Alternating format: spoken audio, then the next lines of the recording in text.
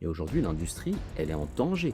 La génération aujourd'hui, j'appelle moi la génération Covid, On voit beaucoup moins. voit énormément moins. On a produit l'année dernière le même nombre d'hectolitres dans le monde de vin qu'en 1964.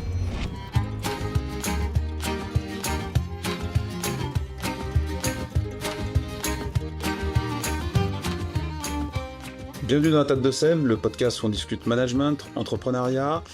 Abonnez-vous, comme ça vous pourrez voir les prochains épisodes. Aujourd'hui, on va parler d'un thème qui me plaît bien, c'est-à-dire comment lancer une marque. Alors, en l'occurrence, une marque d'alcool premium dans un contexte de crise. Et puis, comment on se démarque sur un marché ultra concurrentiel. Et pour en parler, aujourd'hui, j'ai Tancredi Pascal avec moi de la marque Jaya Prosecco. Donc, on va parler de Prosecco évidemment. Bonjour Tancredi. Et bonjour Sébastien, et merci de m'avoir. Merci de venir. Oui. Et abonnez-vous surtout, c'est super important parce que ils se donnent de la peine. Pour commencer, je te propose de te présenter. Super. Alors écoute, voilà, t'as déjà dit pas mal de choses au niveau de Jaya, donc c'est vrai que ça a été lancé en 2020, d'origine suisse. Et là, on va se dire, ah bah tiens, il est d'origine suisse, qu'est-ce qu'il fait avec une marque de Prosecco italienne? Et en réalité, parce que mes origines sont italiennes, donc je suis d'origine de la région du Veneto, donc de la Vénétie. Tu as grandi là-bas ? J'ai pas grandi là-bas, j'ai grandi en Suisse. Ma maman est de cette région, donc côté Frioul, Trieste et Valdobbiadene, qui est l'épicentre aussi du Prosecco. Voilà, c'est un peu le Reims du Prosecco. C'est magnifique d'ailleurs, j'ai vu des photos. C'est très beau. En plus de ça, on a de la chance. Ça est maintenant, c'est au patrimoine de l'UNESCO depuis 2021. Donc on est vraiment, voilà, ça commence à vraiment être reconnu. Et je suis très très content vraiment d'avoir pu avoir cette opportunité de reprendre notre domaine de famille et créer Jaya de toutes pièces. Donc repartir à zéro. Et donc voilà, donc moi c'est vrai que comme je te l'ai dit, j'ai grandi en Suisse, j'ai fait mes études en Suisse, j'ai commencé aussi par un apprentissage parce que je détestais les études, j'étais un peu un cancre à l'école. Alors j'allais te demander quel genre de petit garçon t'étais. Mais pas turbulent, je pense que j'étais un peu hyperactif, mais j'étais pas quelqu'un qui créait des problèmes. J'étais juste, voilà, je savais ce que je voulais, j'avais pas envie de travailler au niveau études, mais j'avais envie de travailler. J'avais vraiment une envie, c'était d'aller au travail parce que ça me donnait l'impression d'apporter quelque chose et j'avais l'impression que ça m'apportait quelque chose surtout et que ça me nourrissait plus.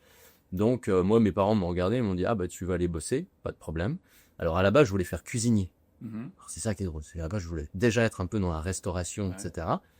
Et là mon père m'a dit tu veux faire cuisinier? Je dis ouais je veux faire cuisinier. Donc là j'avais 12 ans. Il dit c'est très bien, cet été pendant tes vacances tu vas aller à l'auberge du chasseur à Alamand, qui était tenu en plus par un Italien, Lire, qui était tenu par un Italien et qui faisait vraiment, voilà, c'est un très joli restaurant. Et il m'a dit, tu iras bosser chez lui cet été. Puis je dis, ok, super. Moi, j'étais super content. Alors, je vais faire un mois dans une cuisine à 13 ans à couper des carottes. C'est autorisé ça? À l'époque, je pense que c'était autorisé. Maintenant, c'est devenu un peu plus chiant, tu vois. Là, il faut des contrats, des trucs. À l'époque, on pouvait faire pas mal de choses. Mais honnêtement, il m'a dit, très bien, vas-y, va voir ce que tu fais. Et c'est super formateur. Et quand tu le fais à 13 ans, en réalité, tu te rends compte très vite de ce que tu as envie, de ce que tu n'as pas envie de faire. Alors, c'est mieux de le faire à 13 qu'à 18. Et là, tu arrives, puis tu dis, bon, alors un jour, tu pèles des patates, tu nettoies tes salades, tu fais pas. Vraiment, voilà, le job, je bosse. Et là, je suis ressorti, tu sais, un mois. Puis j'ai dit, tu sais quoi, j'aime bien la cuisine, mais en fait, non, c'est pas trop pour moi, là, tu vois. Il m'a dit, ok, c'est bien. Et puis après, j'ai commencé à faire des stages boulanger. Je vais aller voir, pareil. J'adore les métiers de la cuisine, j'adore les métiers vraiment, voilà, où on va créer un produit et on va le mettre en vente et on va surtout avoir des feedbacks des consommateurs. Je trouve ça très très intéressant. Et après j'ai dit je vais essayer. Alors après j'ai fait employé de commerce. Je suis parti employé de com parce que je me suis dit c'était peut-être un peu plus généraliste. Et là j'ai travaillé dans une société qui à l'époque s'appelait Nordinfo. Donc c'est une société d'informatique où on faisait des services informatiques pour les privés, les PME, On vendait aussi du matériel et on s'occupait aussi de la création de sites internet, etc., etc. et de développement software. Donc là, on parle des années 2000, 2001, 2000. Et après la deuxième année d'apprentissage, cette société fait faillite. Ouais. Moi, j'ai 17 ans. Je me retrouve là. Je dis bon, bah voilà. Qu'est-ce qu'on va faire? Moi, je suis quelqu'un qui adore trouver des solutions. Je veux dire, s'il y a un problème, je vais pas me focaliser sur le problème. D'un côté, ça va me stimuler à me dire qu'est-ce qu'on peut faire pour trouver une solution et comment on va s'en sortir. Et c'est ça qui va me stimuler. Puis en fait, je crois que ça va durer longtemps. Après quelques minutes, je me suis dit, bah en fait, on va remonter une boîte. Mais j'ai pris 2 de mes collègues et je leur ai dit, écoutez, voilà, j'ai un peu de sous de côté. On rouvre une structure. On se paye très peu de salaire ou pas de salaire au départ. On récupère les clients de la société qui a fait faillite. Et on essaye de repartir. On enlève toute la partie soft. Donc développement de site internet, développement de software aussi. Ça marchait pas bien à l'époque, Ça marchait pas bien. Et puis tu avais surtout la bulle internet qui avait sauté en 2001. Et c'était, je le voyais, alors sans avoir le nez dans les chiffres parce que j'étais que en apprentissage, mais je voyais clairement que c'était un gouffre africain. Donc qu'il n'y avait pas beaucoup de contrats qui rentraient et surtout que tu payais des salaires. Donc faut pas avoir fait MIT pour comprendre que tes costs, du moment qu'ils sont plus hauts que tes revenus, t'es mort. Alors là, je me dis, par contre, je voyais que dans la partie vente, gestion de parc informatique, service technique, là, ça tourne. Je me dis, bon, on va reprendre cette partie, puis on va faire ça. Donc, là, tu as 17 ans. Là, j'ai 17 ans. Tu n'as pas de diplôme. J'ai pas de diplôme. Et je dois terminer mon CFC. Ouais. Donc, en fait, c'est aussi une porte de sortie. CFC de quoi? De employé de commerce. Ouais. Donc, en fait, c'est aussi une porte de sortie. Terminer ton CFC. Et là, surtout, je peux pas aller chez le notaire. Donc, je dois convaincre d'abord mes parents de dire, écoutez, va falloir aller chez le notaire pour signer pour une société. Alors, heureusement, j'ai de la chance d'avoir des parents assez cool. Enfin, ils me suivent. Bon, faut les convaincre, hein. Mais après, ils suivent. Et ça, c'est pas mal. Donc, c'est parti comme ça. Et puis, on doit se payer des salaires de misère au départ parce que t'as pas de dette. Tu veux partir sans dette. Et de toute façon, là, une banque va pas te prêter d'argent. Et donc, tu pars comme ça. Alors, heureusement, on avait quand même déjà un peu une base client. Des gens qui nous connaissaient, qui savaient, parce que bien sûr, on le disait, parce qu'ils nous disaient, mais la société ferme, oui, mais vous inquiétez pas, nous, on est en train de rouvrir notre structure, etc. Donc, tu gagnes quand même un petit e-commerce, tu fidélises. Et puis voilà, puis c'est parti comme ça. Puis mes deux associés, que j'adore, étaient vraiment, eux, focalisés sur la technique, et puis moi, plutôt sur la partie commerciale, puis gestion de la structure, administrative. Puis là, t'apprends. Alors, je trouvais de nouveau apprentissage incroyable, parce que tu commences à avoir tes premières responsabilités, tu commences à avoir tes premiers clients pas contents, c'est toi qui dois les gérer, tu commences à avoir, tu commences à devoir dealer aussi tes termes de paiement avec tes fournisseurs. Donc à 17 ans, tu vas appeler ton fournisseur, il dit non, je vais pas te livrer parce que tu as 30 jours de retard là-dessus. Puis tu commences vraiment à rentrer dans le vif du sujet. Et puis parce que tu ne peux pas faire de dette. Donc, notre société s'appelait comment? N2O Informatique. Et pour la petite histoire, on est 25 ans après, elle existe encore. Et pour la petite histoire, on est 25 ans après, elle existe encore, elle fonctionne, les employés, maintenant ils sont 6-7 employés, chouette, je suis toujours actionnaire. Toujours les mêmes associés? Toujours les mêmes associés, la structure est restée comme elle était avant, moi, je suis reparti aux études après à 21 ans. Donc là, j'ai fait d'abord un diplôme fédéral de Key Account Manager au SAVI, à Lausanne. Et après, j'ai fait la prépa pour rentrer à HEC. Pourquoi tu as repris ces études? Parce que il y a eu un moment où mes associés, eux, moi, je voulais grandir en termes de structure. Je voulais avoir une structure un petit peu plus grande, un petit peu plus, voilà. Je voulais gagner plus de chiffre d'affaires, je voulais avoir plus de clients. Et mes associés eux, étaient plutôt contents de la taille de la structure. Et puis tu arrives à un stade de ta vie où tu dis je suis encore jeune. Est-ce que je vais vraiment me battre avec mes associés parce qu'on a une divergence en termes de stratégie, ou est-ce que tout simplement moi-même je prends pas un autre chemin? Et à cette époque, j'avais une petite copine qui était en droit. Elle m'a un peu poussé à repartir aux études, et je pense que c'était une bonne chose. D'ailleurs, parce que ça m'a permis aussi moi de découvrir à quoi vraiment servaient les études, à apprendre surtout. Et ça, c'était très très important. Et je suis vraiment pas mécontent de ce parcours, en fait, de ce changement de cap, parce que j'ai vraiment appris à adorer les études. Carrément. Ouais. J'ai vraiment appris à adorer les études. Ça m'a coûté cher parce que. Alors, s'il y a des jeunes qui écoutent ça, faut en profiter. Là. Ouais, mais ça. Plus on fait des études, plus on apprend à aimer les études. Mais c'est ça, parce que je pense qu'il y a un moment, surtout quand tu fais un apprentissage où tu es passé par le monde du travail, et ça, je pense que je remercie le système suisse pour ça, parce qu'il te permet toujours de faire des passerelles. C'est que, au fond, c'est pas parce que tu prends un chemin que tu peux pas aller dans un autre chemin après. Par contre, ça demande beaucoup de travail. Parce que quand tu fais un apprentissage de commerce et que tu veux rentrer dans des études, par exemple comme HEC, il te manque les maths, il te manque les stats. Alors oui, tu as de la comptabilité, alors ça c'est bien parce que c'est un petit peu plus poussé au gymnase, ce qu'on faisait en apprentissage, mais il te manque beaucoup de choses quand même en termes d'études, et donc il faut rattraper tout ça. Et t'as pas beaucoup de temps pour le rattraper. Donc là c'est dur. Là, c'est mortel. D'ailleurs, la première année à HEC, je l'ai planté. J'avais beaucoup trop de lacunes.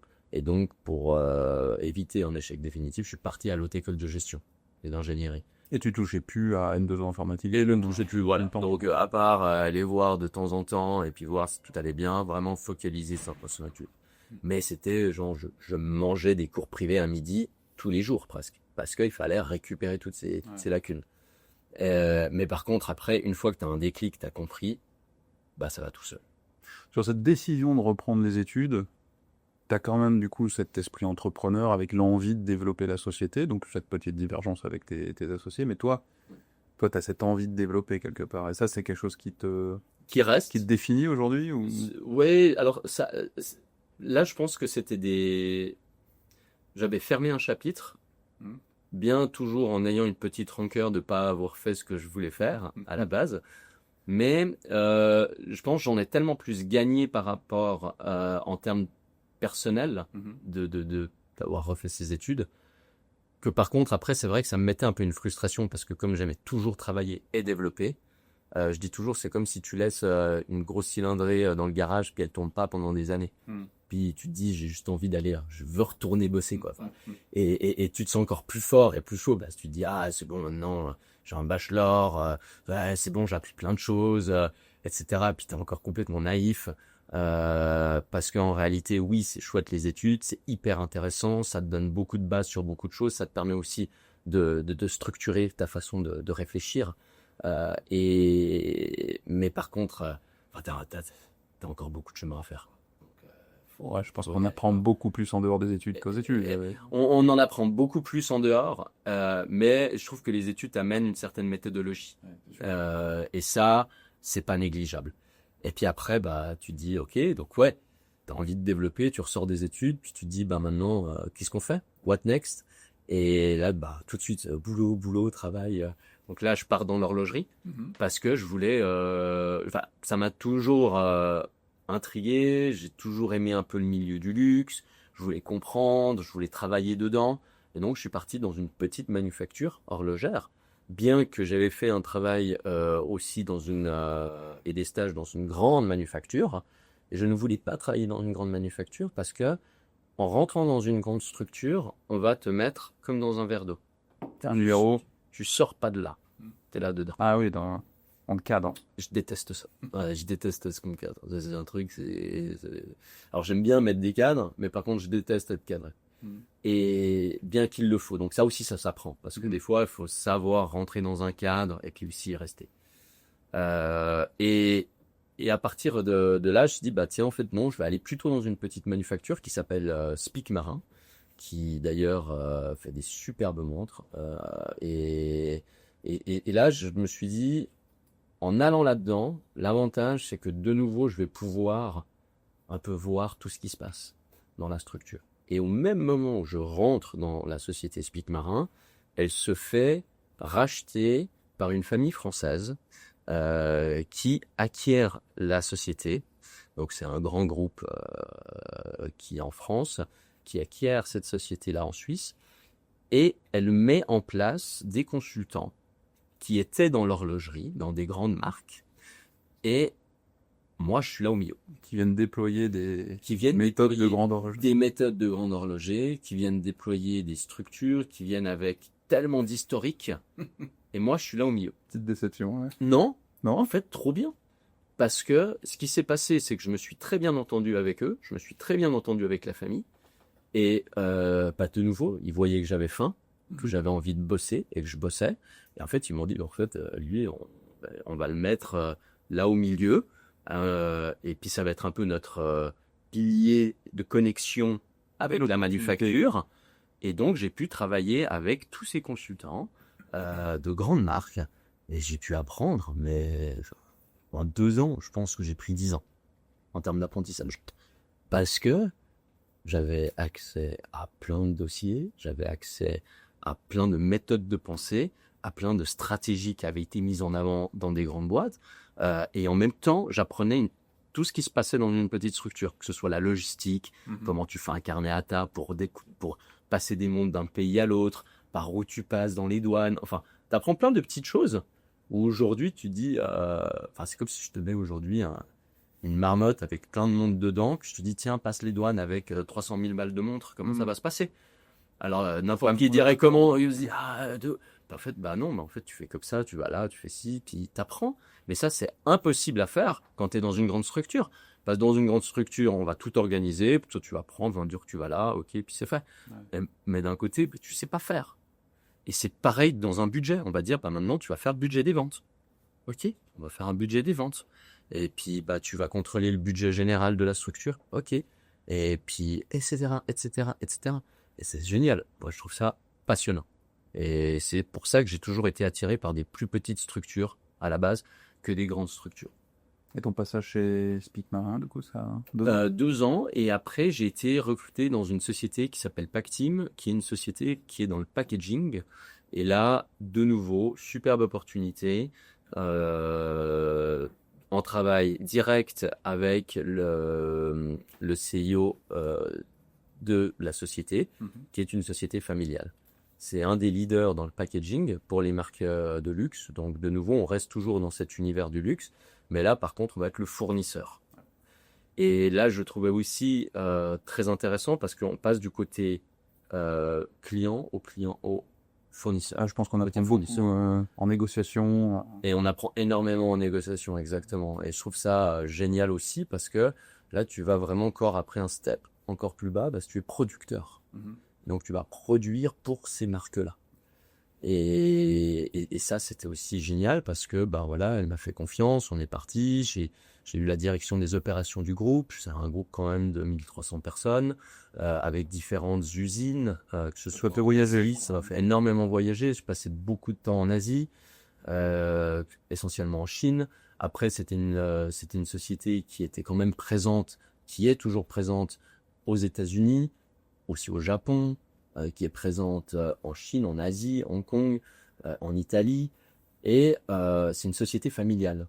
Donc, ce qui était chouette, c'est qu'on avait quand même j'avais toujours ce côté familial. Et cette possibilité de toucher à différentes choses.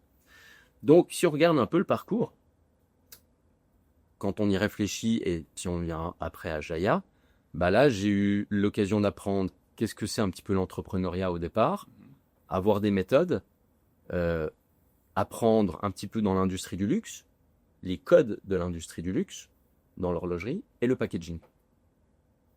Et comment on va mettre en avant un produit. T'as vu à peu près tout.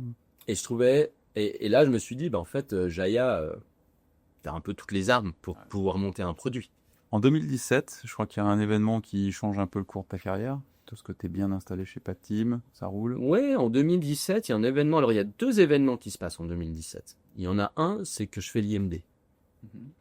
Et en faisant l'IMD, je découvre, et surtout, je me mets en relation avec des gens qui ont des méthodes de pensée encore différentes, avec des backgrounds énormes, mais d'un multiculturalisme exceptionnel. Et ça m'ouvre des yeux. J'ai encore les yeux qui s'ouvrent encore plus. Et puis en 2017, ma mère m'appelle Je suis en Chine. Et elle me dit, écoute, ton crédit, voilà, on a ces terres en Italie, et ainsi que notre domaine, et je souhaiterais le revendre. Et je lui dis, écoute, ben non, je vais le reprendre. Mais enfin, du tac au tac. Il n'y a pas de, c'est même pas, je vais y réfléchir. Elle me dit, mais comment ça, tu vas reprendre t'es pas vigneron, t'es loin, et tout. Et je lui dis, non, écoute, ça doit rester chez nous, ça doit rester en famille. Ça me tient à cœur, ça c'est point 1. Et ensuite, le point 2, c'est que j'ai monté une société dans l'informatique, j'étais pas informaticien. Je trouve que c'est prérequis pour faire quelque chose. C'est sur le papier, mais en réalité, quand tu as envie de faire quelque chose, tu le fais, puis tu avances, t'attends pas, et puis mets un peu de côté, j'en parlais encore hier, mets un peu de côté les bien-pensants et ceux qui ont toujours pas des conseils, mais des leçons à donner. Je les appelle les donneurs de leçons. Parce qu'ils viennent sous forme de conseils, mais c'est des donneurs de leçons. Ils pensent qu'ils savent toujours mieux que les autres. Mais en fait, mets de côté, fais ce que tu as envie de faire, plante-toi s'il faut te planter. Et surtout, retombe sur tes pieds. Et puis, là, tu te dis, de toute façon, c'est un asset. Donc voilà, ça reste là. Et puis après, on va voir ce qu'on fait. Donc je reprends. Puis je mûris la chose. J'essaie de comprendre un petit peu l'industrie du prosecco, du vin. Donc là, la méthode des études. On va lire des rapports. On va essayer de comprendre. On va étudier vraiment l'industrie. Et puis, t'es avant 2020. Donc tout va bien. Là, le vin, c'est génial. Ça monte. Il y a de plus en plus de sommeliers. Enfin, ils mettent en avant le vin. Donc on voit qu'il y a un certain il y a un certain intérêt dans le milieu du vin, comme il y a eu l'intérêt sur la cuisine, avec toutes ces émissions, Top Chef, etc.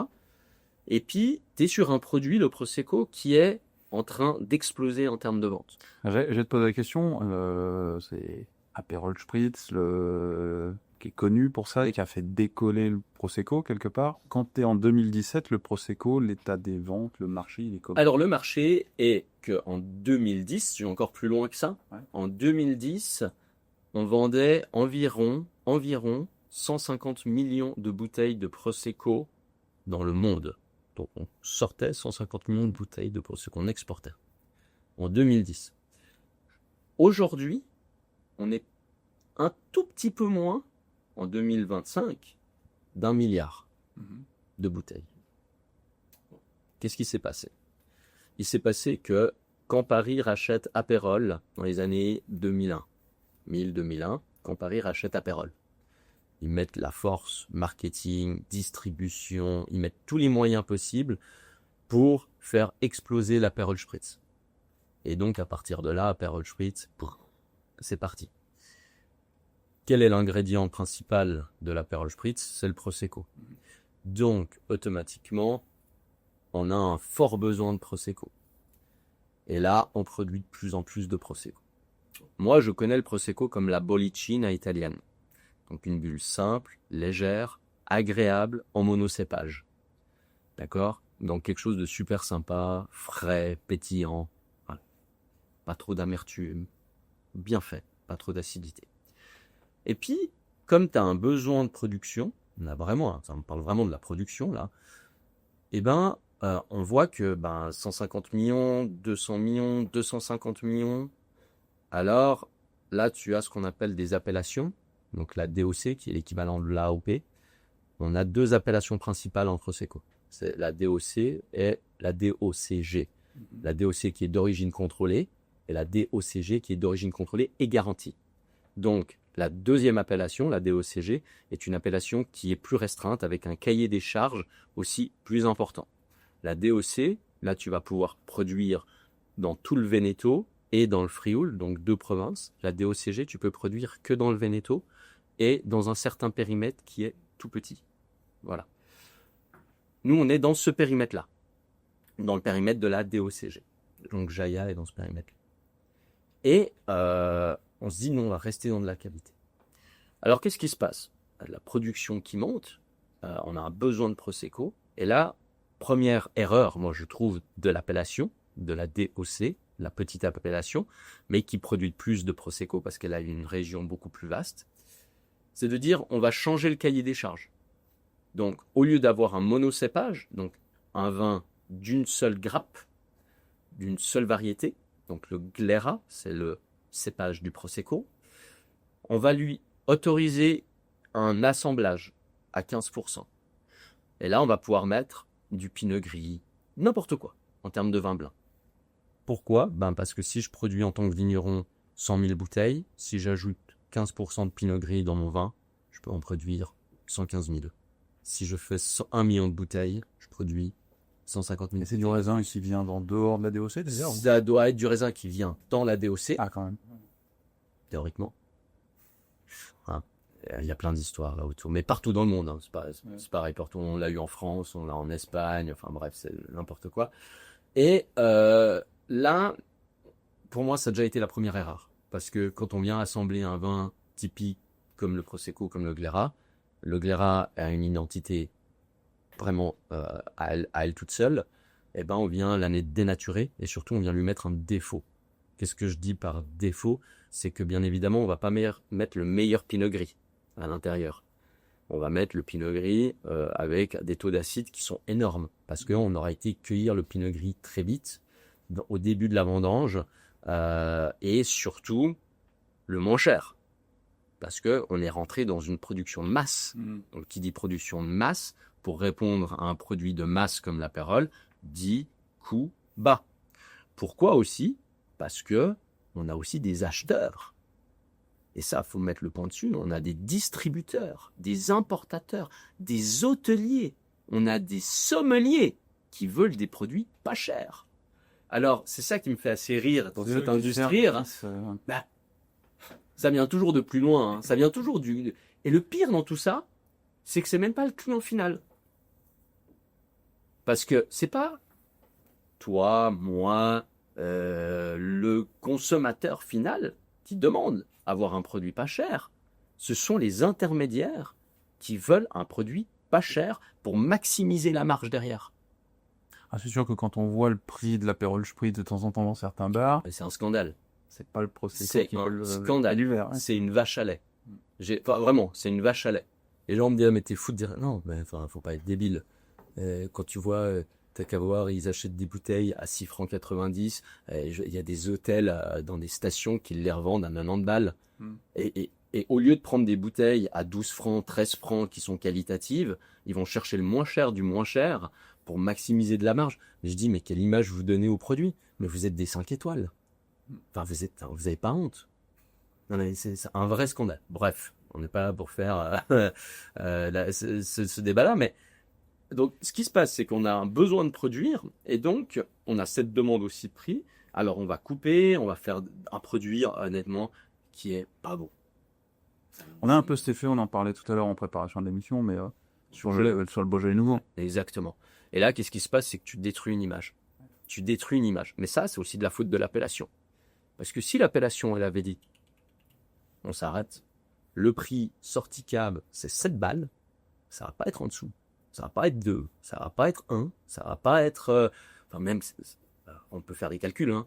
Je veux dire qu'une bouteille, que le verre, le bouchon, la matière sèche, avec le carton, c'est plus d'1,50 €. Moi, les gens qui m'annoncent, j'achète mon vin à 2 € sans avoir payé ni les salaires, ni l'électricité, ni les trucs. Je dis, vous faites quoi ? Alors, c'est... Bref. Et donc là, on arrive, comme dans le Beaujolais, à une destruction de l'image, de l'appellation et du produit. Et moi, je vois ça. Parce que, oui, je vois que le Prosecco monte en termes d'exportation, mais je vois aussi que le prix moyen chute.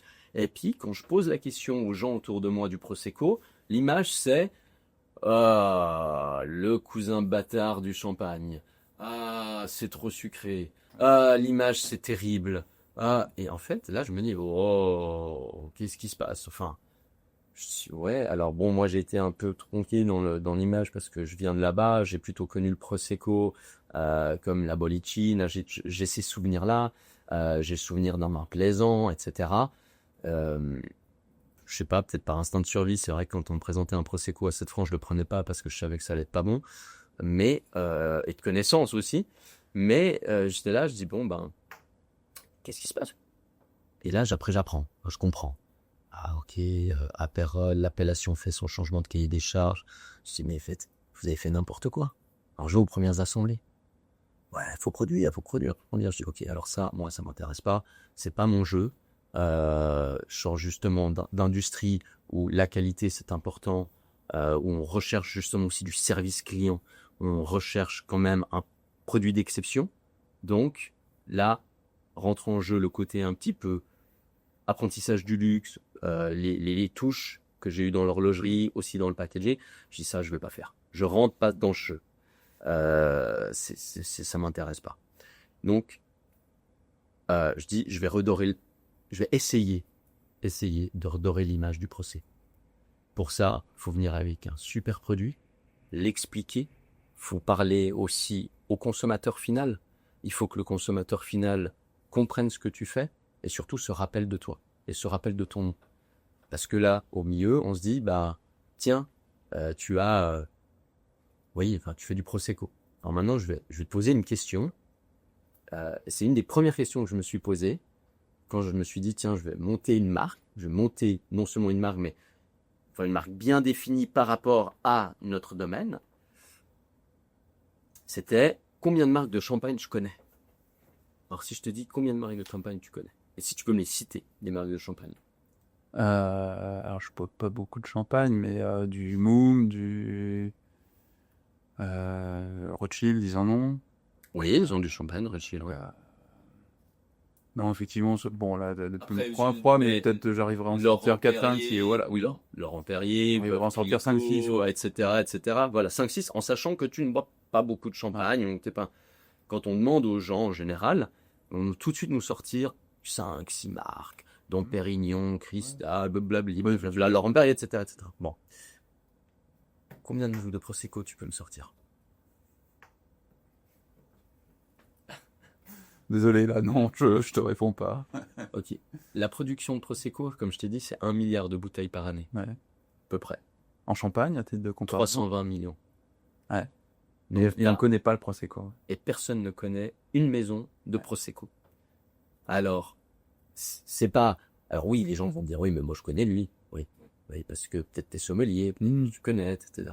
Mais si on va dehors, on fait un panel de 100 personnes à l'extérieur. Personne. Donne-moi une marque de pâte à dentifrice. Oral-B. Ouais. Colgate. Ouais. Prosecco, pareil. Personne ne sait. Par contre, les gens savent avec quoi ils se brossent les dents. C'est impressionnant. Eh ben, en fait, là, tu te dis, ah, là, il y a un problème. Mais une opportunité. Parce que si tu arrives à être le nom de Prosecco qu'on se rappelle, t'as tout gagné. Hein. T'as gagné. Et une certaine dose de folie quand même dans ce que t'as démarré, quoi. Parce que t'arrives sur un marché, comme tu dis, où on connaît pas le Prosecco, on connaît pas les marques. On est sur une image qui est détériorée par une industrie qui va vers un produit bas de gamme. Et toi, t'arrives en disant, je change tous les codes et je vais faire complètement différent. Alors, je pense qu'il y a il y a d'autres maisons qui sont restées sur certains codes comme la qualité. J'en vois de plus en plus qui essaient de se mettre en avant avec des étiquettes un petit peu plus jolies, etc.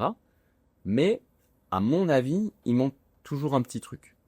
Et ce petit truc, c'est la relation avec le client. C'est d'aller sur le terrain. C'est pas juste d'aller à des foires. C'est d'aller voir ses clients. C'est de les comprendre. C'est aussi de présenter son produit à différents événements, à différents podcasts, à différents lieux, et de représenter sa maison. Je voulais qu'on y vienne justement, c'est une très bonne transition. Tu as démarré, donc tu as repris le domaine familial en 2017, le temps que tu établissais un peu ta marque, tu arrives à 2019-2020, on est en plein Covid. Toute l'industrie, hôtellerie, restauration en berne. Et c'est là que tu montes l'aventure Jaya. Alors, c'est là que on fait notre première cuvée avec le millésime 2019. Septembre 2019, c'est magnifique, tout se passe bien, on fait notre premier millésime, première vinification, deuxième vinification, très satisfait, on met en bouteille, on envoie les premières palettes en Suisse. Donc, ici en Suisse. Pourquoi en Suisse? Parce qu'en Suisse, il faut savoir que c'est le deuxième plus gros consommateur de Prosecco par tête d'habitant au monde. Le premier étant Le premier étant l'Italie. Ensuite, le plus gros importateur de Prosecco va être les États-Unis, les UK, l'Allemagne, la France devient un des très gros importateurs de Prosecco. Et d'ailleurs, le marché français devient un très gros marché pour le Prosecco. Et en fait, les gens me disent « Ah bon ?» et tout. Je dis « Bah ouais, parce qu'ils sont pas chauvins en réalité. Ils comprennent ce que c'est. Ils ont une identité claire du champagne, une identité claire du crément, et ils savent ce que c'est le Prosecco. Et donc ça, je trouve assez agréable. Et puis, la Suisse, par contre, est en 6e position en termes d'importation, mais comme elle fait 8 millions d'habitants, ben voilà. Oui. Et donc là, je me dis, ben, je vais commencer avec le marché suisse. Et donc oui, donc on lance le Prosecco. Arrive 2020, on reçoit les premières palettes en Suisse en fin février 2020, début mars, tout s'arrête. Alors tu te retrouves avec une dizaine de palettes de Prosecco dans ton stock, et tu te dis, j'ai 4800 bouteilles là, comment je vais faire pour les écouler? Compliqué. Compliqué. Bon, alors heureusement, tu as des amis, tu as de la famille, petit à petit, tu prends ton bâton de pèlerin, puis tu y vas. En fait, tu t'avances, tu te laisses pas aller. L'avantage... Tout est à peu près fermé quand même. Tout est à peu près fermé, mais tu as des restaurateurs et des hôteliers qui doivent se battre aussi. Donc ils doivent essayer d'ouvrir. Quand ils peuvent être ouverts pendant 3-4 heures, bah, ils sont ouverts. Donc ça ne t'empêche pas quand même d'aller les voir et de te présenter. Alors on sait que la situation est compliquée, mais ben, faut faire du business. Enfin, Alors la situation, elle est compliquée aussi pour les autres producteurs. oui. Qui doivent certainement faire comme toi, prendre leur bâton de pèlerin, et donc aller voir des restaurateurs qui ont finalement peu de temps pour accueillir tout le monde, non? Oui.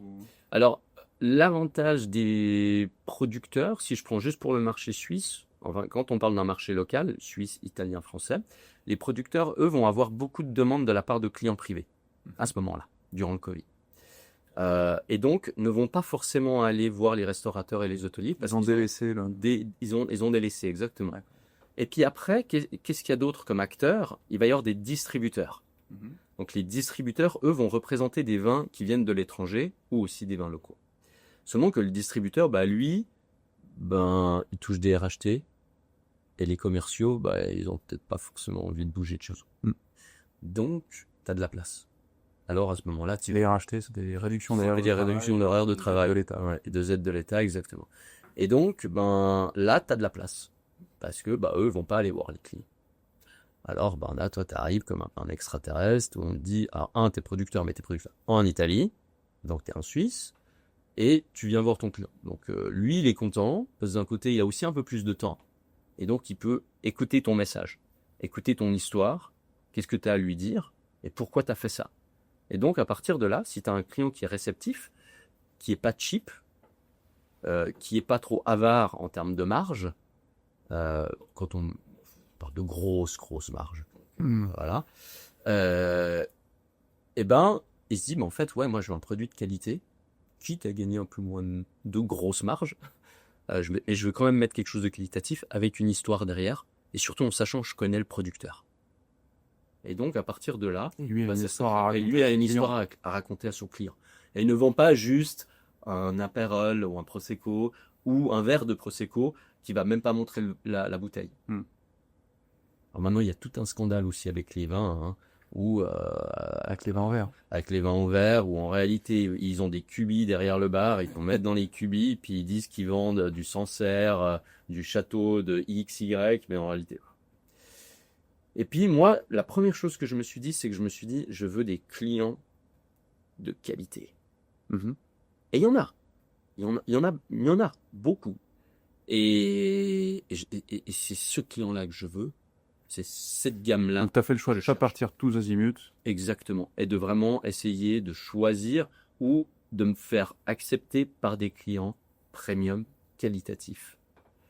Et là, on se dit, ah ok, alors tous les 5 étoiles, même des 5 étoiles qui prennent du très bas de gamme, etc. Dans tout.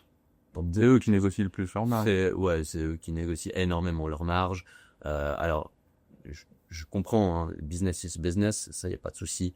Mais quand on parle de qualité, nourriture et alcool, ou vin, ou produits vraiment, là, je pense qu'on doit pas négliger la qualité.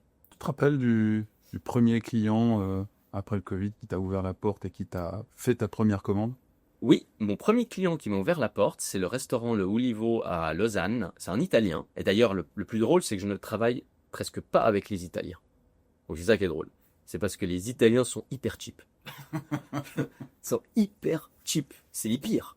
C'est comme les Chinois, quoi. Je vais pas acheter le moins cher, mais de toute façon, j'ai mon cousin, j'ai mon truc. Enfin, c'est terrible. C'est terrible. Mais lui, c'est ce que j'appelle un bon Italien. Et il y en a. Il y a des bons Italiens. C'est-à-dire qu'ils vont chercher le produit de qualité, ils savent ce qu'ils veulent, ils négocient pas forcément. Et ça, c'était mon premier client. Donc, tu peux redonner l'adresse? C'était à Lausanne, à côté du tunnel Ulivo. Ok. Ouais. Nicolas, si tu m'entends, je t'embrasse. Et vraiment, c'était vraiment chouette. Et puis après, petit à petit, puis après, on se retrouve dans des petits endroits, comme des bars, mais qui vont chercher de la qualité. Je prends Flon, le Street Cellar, je prends différents endroits où des restaurants, là, et là, ils vont, voilà, ils savent exactement ce qu'ils veulent. Et ça, c'est génial. Ça, pour moi, c'est des endroits qui représentent vraiment le métier de la restauration et de l'hôtellerie. Et honnêtement, pour moi, c'est là que j'ai envie d'être. Hein. Parce que c'est là où on va parler au mieux du produit. Nous aussi. Et de nouveau, c'est des prescripteurs. Ce sont des gens qui vont parler du produit. Et pour ça, il faut le comprendre. Ouais. On a dit 2020, 2021, on compte pas trop le nombre de bouteilles, tout ça, c'est des années qu'on essaye d'oublier, mais ta production 2022, 23 jusqu'à aujourd'hui? 2022-23, donc la production après elle monte. Aujourd'hui, actuellement, on est presque à 100 000 bouteilles. Hein, on est en train de dépasser les 100 000 bouteilles de production pour Jaya, vraiment. T'as une capacité aujourd'hui qui est 300 000 bouteilles. 300 000 bouteilles. Et puis, inclus, bien évidemment, étiquette de famille, parce qu'on a 2 étiquettes. On a le label Jaya que j'ai remonté vraiment toute pièce, puis après, le label de famille. Voilà. Et puis après, ça a commencé à prendre gentiment. Il y a des restaurateurs, des hôteliers qui font confiance, ça avance. Et il y a surtout ce service. C'est-à-dire que quand on parle de service, c'est d'aller voir les restaurateurs, les hôteliers. Et puis, il faut pas non plus aller les voir tous les jours. C'est impressionnant. Eux, ils ouvrent la porte le matin et ils ont 5 à 6 commerciaux par jour qui débarquent dans leur restaurant. Ouais. C'est terrible. Enfin, je m'imaginais pas ça comme ça. Alors, mon avantage, je dirais, c'est que moi, je suis le producteur déjà de 1, et de 2, je les vois, je leur dis toujours, je viens 2 fois par année vous voir. C'est tout. Ou à la limite, si je vous vois, c'est quand je viens livrer. Parce qu'une fois par semaine, je me mets vraiment un point d'honneur à faire une livraison, à faire des livraisons dans une journée, et ça me permet de voir les clients. Et eux, c'est sympa parce qu'ils disent « Ah bah tiens, il vient livrer, c'est cool et tout. » Mais c'est 3 minutes. Tu partages un café, tout va bien. Oui, ça va, super, t'es content. Merci, ciao, au revoir. Et tu prends du feedback sur ton produit. Hein. Et tu prends le feedback. Mais c'est vraiment, c'est le temps d'un café. Et eux, ils sont contents parce qu'ils se disent « De toute façon, il vient pas me vendre d'autres choses. Il est pas là pour me venir. Il veut juste savoir comment ça se passe. » Et en fait, cette relation-là est extrêmement importante. Parce que mais c'est pareil dans tous les métiers. C'est pareil dans tous les domaines. Parce que tu sens tout de suite quand ton commercial, il vient et qu'il est juste là parce que il a une super offre, il a un machin, etc. Tu le connais. Mais t'as pas envie de passer du temps avec Julie. Mais tu le connais. Si tu veux le voir, tu l'appelles. Alors, je trouve d'un côté, c'est bien aussi, garde contact. Ça veut dire que, écoute, non, tu sais quoi, on va pas parler travail, mais je viens juste boire un café. Ok, moi ça me dérange pas. Tu viens, tu prends 5 minutes. Ça, c'est la meilleure tactique. Parce qu'en réalité, tu partages un café. Moi, je préfère partager un café avec quelqu'un que de le boire tout seul. Mais d'un autre côté, moi, t'as vu la personne. Et puis quand tu bois ton café, t'as pas envie de parler boulot, donc c'est bien si on parle un moment plus léger. Comment vont les affaires? Ta famille va bien? Super, génial. Puis après, il te pose des questions. Il dit, mais tu sais, toi, tu connais beaucoup de restaurateurs, beaucoup d'hôteliers. Tu sais pas, j'ai besoin si quelqu'un cherche du travail, parce que, etc. Puis de temps en temps, t'arrives à... Tu rends service. C'est des relations, en fait, qui tiennent. Mais on oublie la relation humaine. Totalement. Mettre le côté de la relation humaine. Très important. Et puis, petit à petit, voilà, tu rentres, ouvres des hôtels, des jolis établissements, puis tu commences à faire un nom, et puis ça. Puis après, on ouvre l'international aussi. On a ouvert la France. Là, on est en train d'ouvrir la Grèce. On a ouvert le Luxembourg. Via des distributeurs. Alors, par contre, à ce niveau-là, on a ouvert Singapour. Et là, on déploie petit à petit Jaya. Mais comment on est arrivé à Jaya? Comme on l'a dit, c'était vraiment d'avoir une image claire, qualité et un nom qu'on puisse reconnaître. J'allais te demander un mot qui décrirait justement la marque Jaya, mais je pense que tu viens de me le dire, c'est qualité. Victoire. Alors ça, c'est le... Ouais. Explique-nous Jaya, du coup, effectivement, c'est... Alors, Jaya, pourquoi Jaya? Comme on l'a dit avant, on ne connaît pas de marque de Prosecco, on ne connaît pas de nom de cave dans le Prosecco, très très peu. Ouais. Pourquoi? Parce que Cantina Santa Margherita della Nonna, etc. Des noms imprononçables, longs. C'est terrible, c'est terrible. En plus de ça, ils prennent vraiment des noms avec des connotations typiques du Veneto, donc qui sont même pas de l'italien. Par exemple, si je donne un exemple, Cha del Bosco, le Cha en italien n'existe pas. C'est vraiment typique de la région. Mais c'est n'importe quoi. D'un point de vue marketing, c'est terrible. Enfin, je trouve ça terrible. Et je dis, là, il faut un nom court que je peux prononcer dans toutes les langues. Donc, Jaya. Jaya, qui signifie victoire en sanskrit, c'est l'encouragement en mandarin, Jayo. C'est le succès en malaisien, Jaya. Au Bénin, c'est la joie. Et à chaque fois que ça veut dire quelque chose dans un pays, que ça a une définition, cette définition est positive. Et donc, là, je dis, c'est Jaya. Elle se prononce très bien. Et donc, là, le nom, choisi. Ça, c'est déjà une première étape. On dit, on choisit le nom. Après, on choisit l'étiquette, le design. Qu'est-ce qu'on veut? On veut quelque chose d'épuré, que les gens peuvent se rappeler. Donc, on a travaillé sur le design et on est arrivé sur le design du logo qu'on a. Et je me suis dit, je veux que le nom. Je veux focaliser sur le nom. Je veux pas Prosecco. Je veux pas qu'on mentionne Prosecco. Alors, légalement, je dois le mentionner, bien évidemment pour l'appellation, mais je veux pas que ce soit mentionné. Si on regarde la majorité des marques de Prosecco, qu'est-ce qu'ils écrivent en gros? Prosecco. Ouais. Mais après, les gens connaissent pas le nom. On se focalise que sur le Prosecco. On se focalise pas sur la marque. Et quand je l'achète du dentifrice, c'est pas marqué dentifrice. C'est marqué Colgate. C'est marqué Elmex. C'est pas marqué dentifrice. Enfin, c'est le B.A.-ba. Et par contre, oui, c'est du Prosecco. Mais là, il faut travailler. C'est le travail. Juste une petite question technique. L'étiquette qui est devant la bouteille, tu as entière liberté de mettre ce que tu veux dessus? Non. Tu as des obligations sur l'arrière de la bouteille ou... Alors, tu as des obligations sur l'arrière et sur le devant. Sur le devant, tu fais plus ou moins ce que tu veux, mais tu dois avoir la mention de l'appellation avec une taille de caractère, etc. Ici, dans le rosé, il n'y a pas la mention du Prosecco parce que ce n'est pas un Prosecco. Là, tu vas me dire, mais pourquoi c'est pas un Prosecco? Parce que le Prosecco rosé, c'est un assemblage. Et qu'est-ce qu'on a dit avant? Le Prosecco, à la base, c'est un cépage. Voilà. Et maintenant, tu vas me dire, mais il y a des Prosecco rosés. Il y a des champagnes rosés. Ouais, non, mais alors le Prosecco rosé n'existait pas avant 2021. Seulement que qu'est-ce qu'ils se sont dit? Non, ils se sont dit quoi, l'appellation? Les malins. Mais ça sera plus simple de vendre du rosé si je lui mets l'appellation Prosecco dessus. Donc, on va mettre Prosecco. Je dis, mais c'est de nouveau une connerie.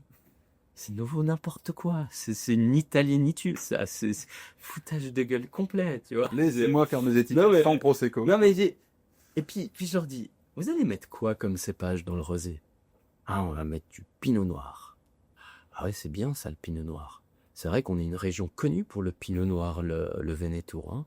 Mais tu vas le faire pousser où, ton pinot noir, grand intellectuel? Qui pousse un peu plus au nord. Oui, donc tu es encore en train de raconter n'importe quoi à ton consommateur. C'est bien. Alors ça, c'est top pour l'image. Bravo, félicitations. Alors je dis non, moi ça m'intéresse pas. On faisait déjà un vin rosé, pétillant, à base de Prosecco de Glera, Cabernet Franc, qui est produit dans la région, qui est produit sur nos terres. Et puis moi, j'ai ajouté 5% de Pinot Gris vinifié en rosé.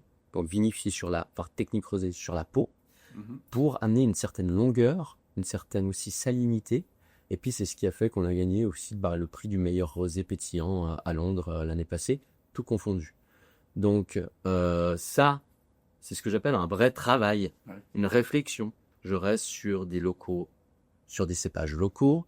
Je commence pas à raconter des conneries à n'importe qui, à mon consommateur, à faire n'importe quoi, juste parce que j'ai besoin de moins de plus. Et tout ça, ça va dans la même direction que le Beaujolais du Nouveau, que le Chasselas, que tout ça. Et ça détruit l'image d'une industrie. Pas que d'une appellation, mais d'une industrie complète. Et aujourd'hui, l'industrie, elle est en danger. Les gens n'en parlent pas assez, mais elle est en danger. On a une consommation qui est en dégringolade complète. La génération aujourd'hui, j'appelle moi la génération Covid, voit beaucoup moins. Voit énormément moins. La génération Covid, c'est quoi? C'est ceux qui ont 16 ans, étaient enfermés à la maison pendant presque 2 ans, mais ils ne boivent plus. Ces gens-là ne boivent pas. Les personnes de mon âge boivent aussi de moins en moins. C'est une chute drastique de la consommation. On a produit l'année dernière le même nombre d'hectolitres, d'accord, dans le monde, de vin, qu'en 1964. Ah oui, pas ce chiffre-là. Ouais. Avec 5 milliards d'habitants en plus. C'est énorme. Et encore, on a trop de stock. La France, l'année dernière, a octroyé aux vignerons français 250 millions pour passer d'un vin en cuve à un vin super alcoolique pour les alcools médicinaux, etc., etc., pour distiller. Tellement qu'il y a de vin. Ah oui. Mais c'est pas que la France, il y a l'Italie, il y a partout. Et en fait, tout va bien. Alors je pense que tu as fait un bon choix effectivement sur ce côté de premium parce que on boit moins mais on boit mieux. Le client final veut du qualitatif aujourd'hui. Il veut de plus en plus du qualitatif. Ton client final, tu as parlé du marché asiatique, marché américain. Est-ce que tu as des défis différents? Est-ce que c'est des attentes différentes sur ces marchés? Oui, alors, je dirais que certains marchés vont plutôt partir sur des vins, je dirais, avec des résidus de sucre un petit peu plus élevés. Typiquement l'Asie, on va avoir de l'extra dry qui va aller plus là. Si je prends la Suisse ou la France, on va plutôt être sur le brut, qui lui aura des résidus de sucre plus bas. Après, nous, on a vraiment décidé de faire 4 Prosecco différents. Et j'ai restreint un maximum la gamme. C'est ce que je vais te demander. Est-ce que ces contraintes-là contraignent ta production? Toi, tu as dit non. Non. Produis mes 4 produits, je ne produirai pas. Quoi. C'est exactement ça. À la limite, un 5e qui va arriver, mais ce sera le dernier. Pourquoi? Parce que c'est une appellation encore plus premium et plus spéciale dans le Prosecco. Voilà. Mais ça, c'est une histoire à venir. Mais tu arrives à forcer ton goût, ton produit à un marché et finalement, ça rentre. C'est ça. Et en réalité, pourquoi? Parce que j'ai décidé de faire un vin que j'appelle le Spumante. Avant que l'appellation Prosecco arrive, on l'appelait Spumante. Le Prosecco, qui est l'appellation, avant, c'était le nom du cépage. Et donc, on disait un Spumante, un Prosecco Spumante. D'accord?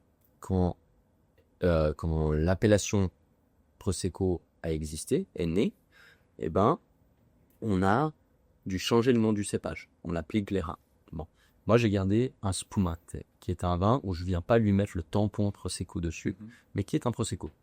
Seulement qu'à 30 jours de deuxième fermentation, je le sors de la cuve pour lui donner une bulle un petit peu plus épaisse, et c'est quelque chose qui va très bien aller dans les cocktails, par exemple. Mais en faisant ça, je viens pas dénaturer l'image du Prosecco. C'est-à-dire que je viens mettre un Spumante dans mon cocktail. Je viens pas mettre un Prosecco.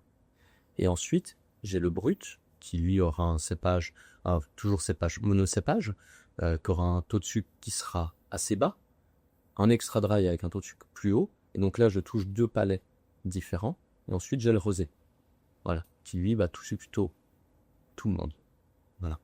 Donc c'était aussi en segmentant un peu ma clientèle comme ça. Marché asiatique, tu t'es rapidement tourné sur le marché asiatique. Oui.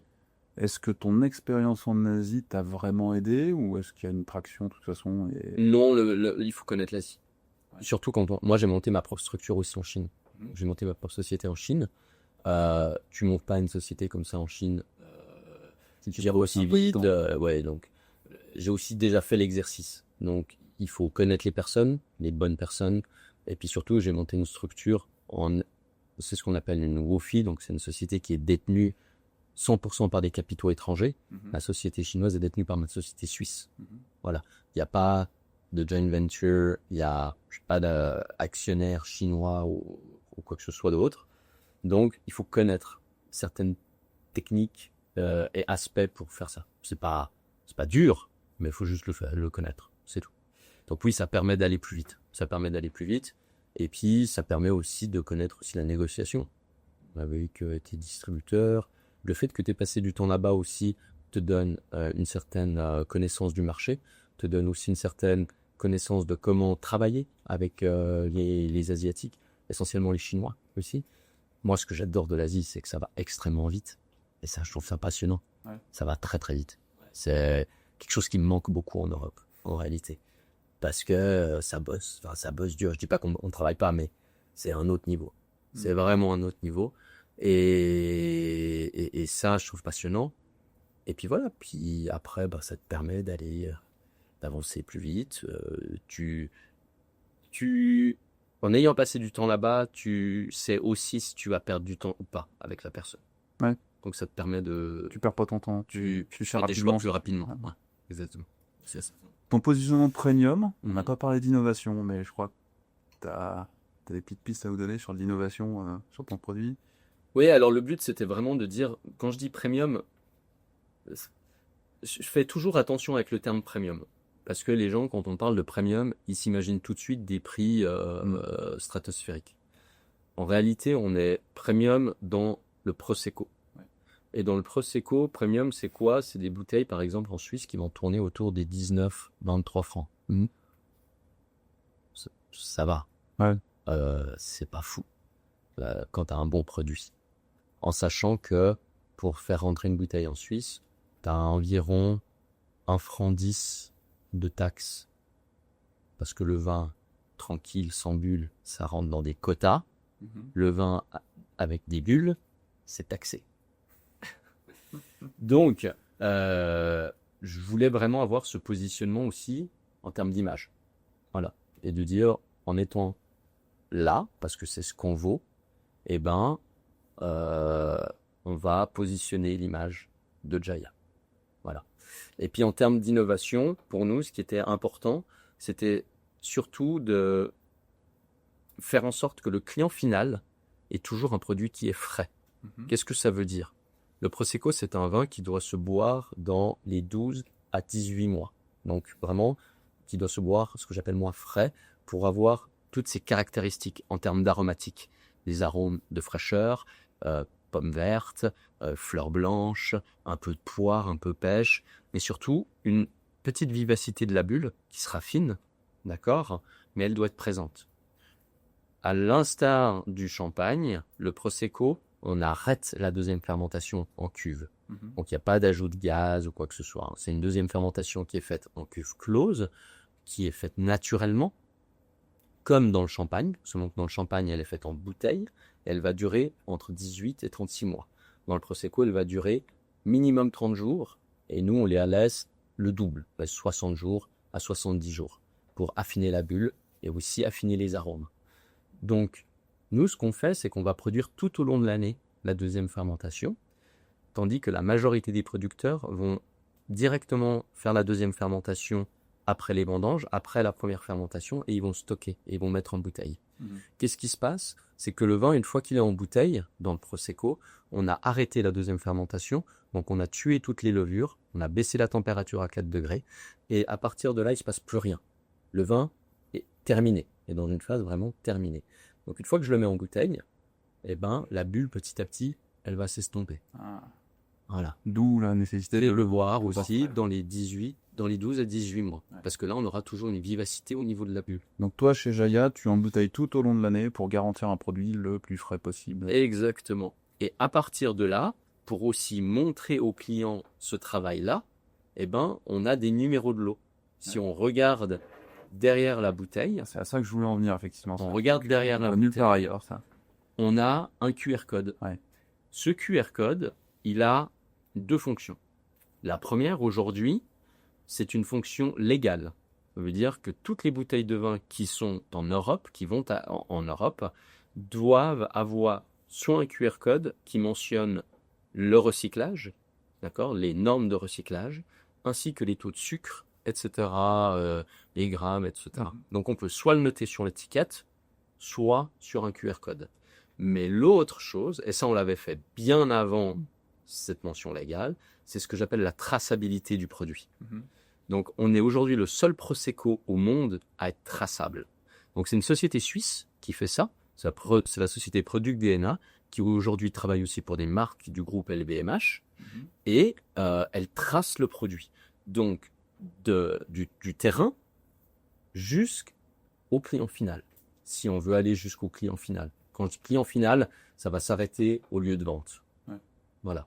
Une fois que le client l'a acheté, là, Tu vois tout le parcours et on voit le parcours de la Donc, grappe. de la grappe, d'où vient la grappe. Alors après, on peut aller encore plus loin, hein. On peut vraiment aller très très loin dans la chose. Nous, on s'est arrêté à dire, voilà, ça vient de cette parcelle, ça a été première vinification, telle date, deuxième vinification, telle date, d'accord, mise en bouteille, telle date, avec tant de bouteilles. Ça a été transporté par ce transporteur en direction de la société Jaya Suisse. Voilà. À partir de là, moi je coupe. Ça regarde pas forcément les gens. Mais si on veut aller plus loin, on peut aller encore plus loin. On peut aller... T'es le seul Prosecco au monde à faire ça. Exactement. Je pense qu'il y a même dans le vin, dans le champagne, il n'y a pas beaucoup de monde. Il n'y a pas beaucoup de monde dans le champagne. Non, dans le champagne... C'est vraiment génial, c'est une super idée, quoi. Et moi, je trouve ça très important pour le client final, surtout, ou même pour l'hôtelier ou le restaurateur. Parce qu'il scanne la bouteille et il tape le lot A973, lot 973, mise en bouteille. Attention, il y a 12 mois. Ok, il faut la vendre. Il faut y aller. Mais aujourd'hui, je prends une bouteille de Perensato, je prends une bouteille de Prosecco, j'ai jamais l'information de quand est-ce que ça a été mis en bouteille. Pourquoi ? Parce que il y a un tournus dans le vin. J'ai eu 2 anecdotes. La première dans le Prosecco.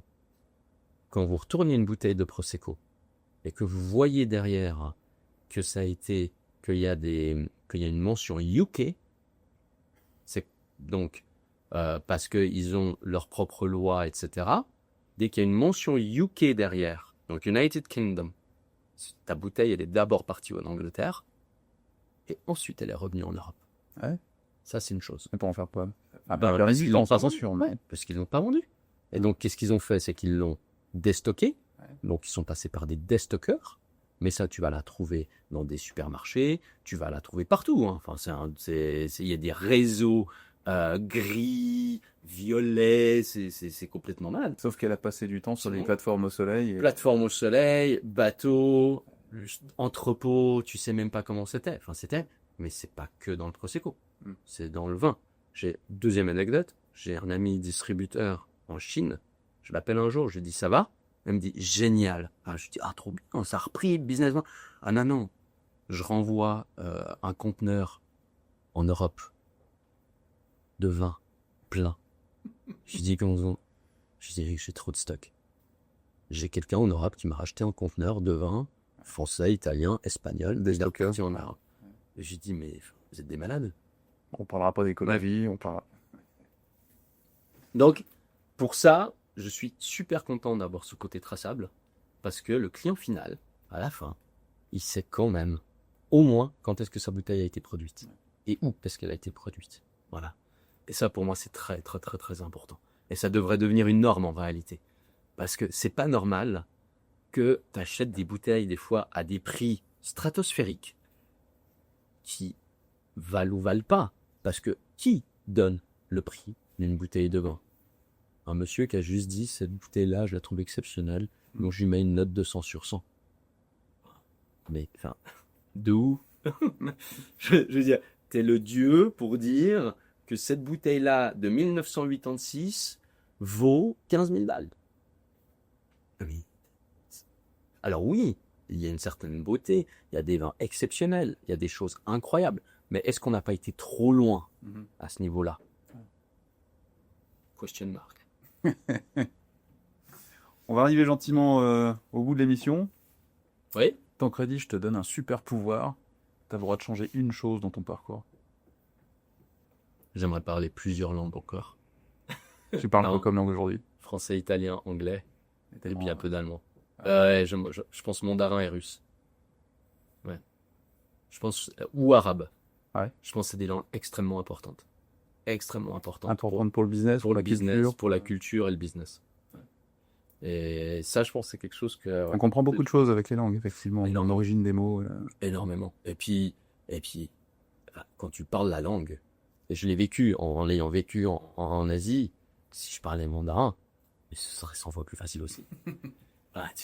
Et que les gens ne le sachent pas.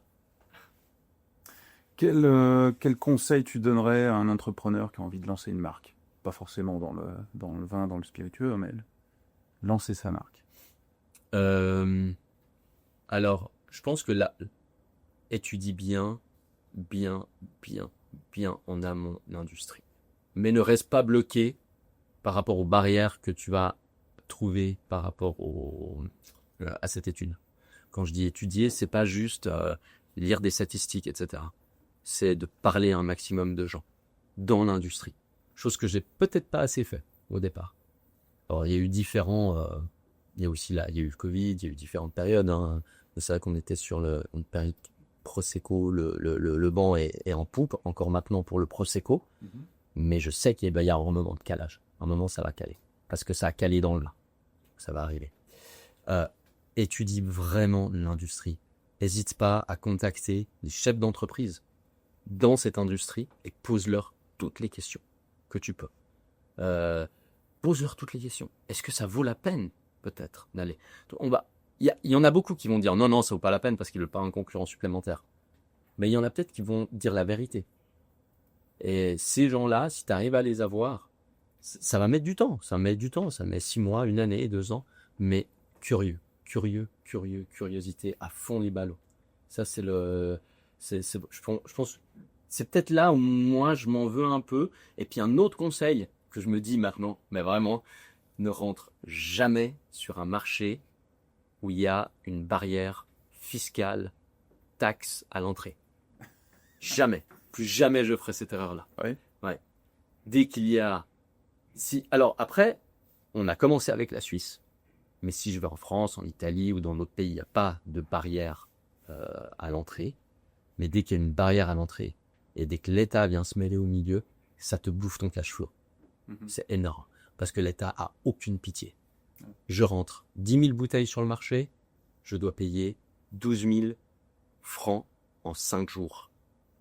C'est cash. C'est à 5 jours. Et si en 5 jours, t'as pas payé, au 6e jour, t'as ton deuxième rappel. Mais vraiment, enfin, c'est non, mais c'est des malades. C'est des malades. C'est aucune pitié. Par contre, si je faisais un vin sans bulle, alors là, c'est open bar. Et alors vraiment, barrière à l'entrée, soit t'as un produit qui te rapporte énormément de cash flow, et donc à ce moment-là, et donc t'as une grosse marge, et donc vas-y, pas de problème, mais sinon, si t'as une barrière à l'entrée, fuis. Ne rentre même pas dedans. Parce que tout ton cash flow va être pris par tes taxes. Donc curiosité, bien connaître le marché. Bien connaître le marché, et puis pas avoir peur, quoi. Il faut y aller. Lance-toi. Lance-toi, saute. Super. Et puis après, retombe sur tes pieds. Tu peux te casser une jambe, mais reste vivant. Merci Tancredi. Je t'en prie, merci à toi Sébastien. Moi j'ai trouvé ça passionnant, c'était génial. Si ce podcast vous a plu, abonnez-vous, il y en aura d'autres derrière, ce sera toujours aussi intéressant qu'avec Tancredi. Bon, j'espère que c'est intéressant. Ah c'est génial. Merci beaucoup. Merci beaucoup. À bientôt. Merci, à bientôt.